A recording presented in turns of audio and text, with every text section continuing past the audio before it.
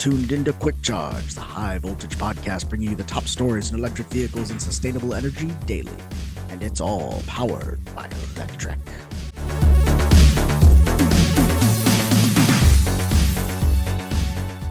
Welcome to Quick Charge. It's August 27th, 2024. I'm your host, Joe Boris. We like to start these shows with the biggest EV news of the day, and today's big EV news might just be big EV news to me. Nissan's electric GTR will be its first with solid-state batteries with over 1,000 kilowatts of power. Now, those of you who know me well, you know I have been in this business for a long time. In the automotive side, I got started with GM, went over into the Mercedes-Benz tuning world, and then eventually moved to Ohio and worked at Schweitzer Performance, where we built a ton of Nissan GTRs all the way up to 3,000 horsepower. And we had a ton of fun doing that over the years that we did. So this is a great blast from the past kind of thing for me. I'm really excited to see the next generation of Nissan GTR coming out. Nissan claims that its next electric sports car is going to be a game-changing hyper EV with over 1,000 kilowatts. That's more than 1,300 horsepower to you and me. All that power is going to come from a new electric powertrain driven by solid-state batteries. Nissan also developed the exterior with its Nismo racing team for maximum aerodynamics and downforce. For better efficiency, you can also see added elements like the two-tiered front lip and rear diffuser. When asked about using solid-state batteries in its EVs, Nissan's global VP of product planning, Ivan Espinosa, told Autocar UK you can easily apply it to things like sports cars. He explained that solid-state batteries make sense for electric sports cars, quote, because you can package as much energy in half the space. Espinosa hinted that the upcoming GTR would be the perfect EV to debut its new solid-state batteries in. And although Nissan has yet to officially announce the electric sports car, a concept was shown with a blurred-out GTR logo. Nissan's Hyperforce concept also includes its E-Force all-wheel drive technology, which provides added control and handling on circuits and winding roads. With Nissan retiring its R35 GTR in the US after 17 years, will it introduce the electric GTR we've been waiting for? Well, not anytime soon. Nissan plans to launch EVs with solid-state batteries beginning in 2028, which will just coincide with the 20th anniversary of the R35's launch. Moving on from Nissan to the company that's usually the big headline news of the day, Tesla squeezes out victory in court and exposes collusion to keep direct sales out of Louisiana. That's according to Fred Lambert, who wrote this article. In 2022, the automaker sued members of the Louisiana Motor Vehicle Commission, dealerships owned by individual commissioners, and the Louisiana Auto Dealers Association for colluding and preventing them from obtaining a dealer license in the state. The case was dismissed last year, but Tesla brought it to a federal appeals court, which has sided with Tesla 2-1. Tesla managed to prove bias and reportedly even produced emails from the commission's executive director to Tesla competitors, reassuring them that they are addressing the concerns over Tesla's bid to sell directly to consumers in the state. The dissenting judge, Dana Douglas, insisted that Tesla goes through the legislative process instead of the courts. The issue is whether a company can change the composition of a state's regulatory commission because it merely disagrees with state law that the commission must enforce.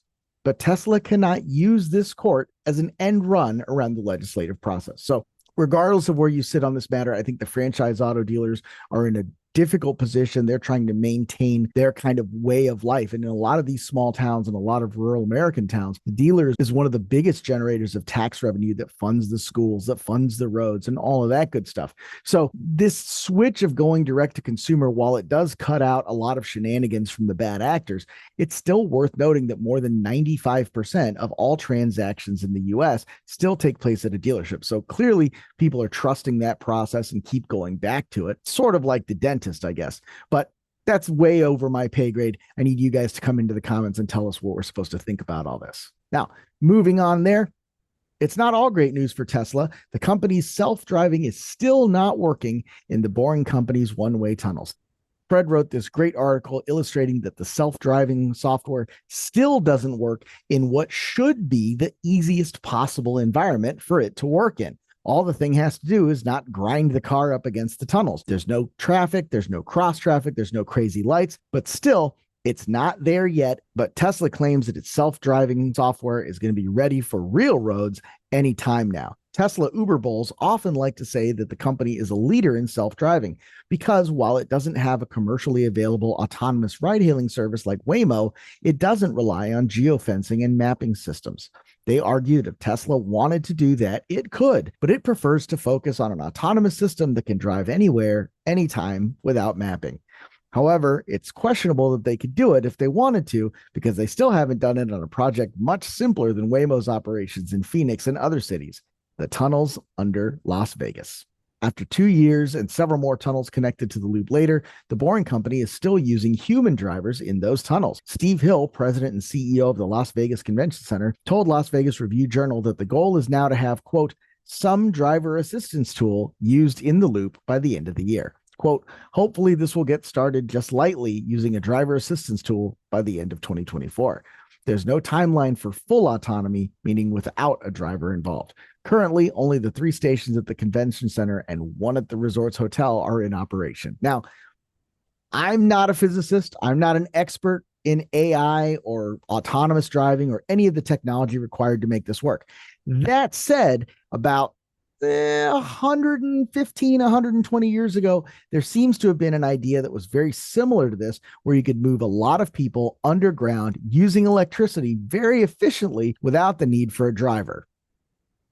So, yeah, it's called a subway. We have them all over the world. Much, much better, much, much smarter, much, much cleaner than this nonsense Hyperloop thing. But hey, nobody asked me, and man, I can only imagine that mountains of cocaine were involved in the decision to burrow all those tunnels underneath Las Vegas and then put Teslas in it. But hey, that's just me. Moving on to some other topics, NIO is opening 100 Envo stores next week to sell its new $30,000 Tesla Model Y Challenger in China. Starting at around $30,000, NIO's new electric SUV undercuts the Model Y by about $4,000 in China. CEO William Li said NIO's Envo L60 will compete with the best-selling mass-market models like the RAV4 and Model Y. Presale prices starting at just $30,500. NIO is aiming for the market sweet spot. The Envo L60 is cheaper than Tesla's Model Y in China, which is starting at around $34,600. At 4.8 meters long, 1.9 meters wide, and 1.6 meters tall, NIO's electric SUV is nearly the same size as the Model Y. And I don't know about you guys, but I think it looks great. If that thing was sold over here, I think Tesla would have a real problem. Now we're going to do something a little bit different on today's show because we have an official sponsor.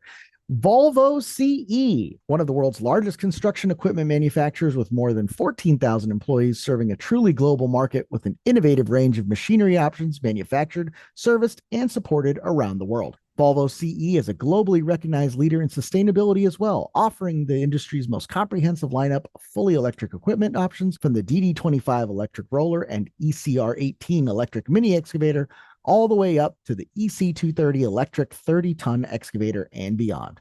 Volvo's electric lineup perfectly complements its highly efficient diesel offerings, empowering construction crews to meet both the ever-tightening regulations on noise and emissions and the sustainability goals of the clients they serve, and opens new possibilities for indoor and precision demolition and construction jobs that diesel simply cannot do. Check out volvoce.com, that's Volvo Charlie Echo, to learn more about Volvo's equipment offerings in your market, or contact your local equipment dealer for a demonstration. So thanks to the Volvo guys for that. We love having them on the show all the time, and it's great that they're supporting the work that we're doing here. I love to see it. And something else I love to see, Mullen scored a solid 3,000 unit electric truck order from Volt Mobility. Volt Mobility, of course, a Middle Eastern company, boasts clients that include UPS, DHL, and FedEx. And now with this purchase, they're going to have one of the largest electric truck fleets in the world. Volt Mobility placed a $210 million order for 3,000 Class 1 and Class 3 electric cargo vans to be delivered over the next 16 months.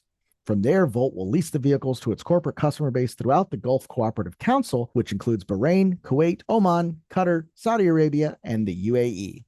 Quote, Volt is reshaping the way people and businesses move across the UAE and GCC, says David Nickery, CEO and chairman of Mullen Automotive. This landmark agreement provides Mullen with exposure to leading global transportation companies and the opportunity for utilizing Mullen EVs across the UAE and other areas of the Middle East. Mullen says Volt Mobility's vehicles will be assembled at the company's Tunica, Mississippi-based commercial vehicle facility, an ex-GM plant capable of producing 20,000 Class 1 and 6,000 Class 3 vehicles annually with 2 production shifts.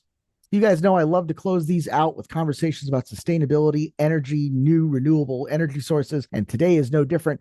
8.5 million square feet of U.S. self-storage rooftops are getting solar. The National Storage Affiliate Trust, NSA, a major player in the self-storage industry, has partnered with community solar developer Solar Landscape to roll out 100 megawatts of solar capacity across 8.5 million feet of NSA's rooftop space. And of course, I'm laughing because as a former government employee, NSA means something very different to me. That said, this matters because rooftop solar installations won't just power the NSA's facilities. They're going to generate clean energy for nearby homes and businesses at a discount, thanks to the community solar model. This setup means that energy gets produced right where it's needed, reducing strain on the grid and cutting down energy costs for people who live near these facilities. Solar Landscape CEO and co-founder Sean Keegan said, community solar is a win-win-win. It reduces the carbon footprint for communities, offers clean energy at a discount for residents, and creates revenue for the property owners. Solar Landscape also runs a sizable solar workforce training program, the Step Up program, which has already trained over 2,500 individuals, focusing on bringing solar career opportunities to historically disadvantaged communities. Last month in Chicago, the company teamed up with the Hispanic American Construction Industry Association to offer hands-on training to local community members. I was actually at that event. It was a fantastic event. I was there. ComEd was there. A bunch of great companies were there. It was really neat. Should have covered it more, but yeah, it was sort of an impromptu thing. Solar Landscape says that, quote, NSA's community solar projects will make the Step Up program's continued success possible. Couldn't agree more. Great stuff. Community solar is definitely where it's at, and we love to see that as well. That's all I've got for August 27th, 2024. And of course, like and subscribe if you like what you heard. And if you didn't, I don't know, man, it seems to be working for a lot of people. So maybe get that checked out.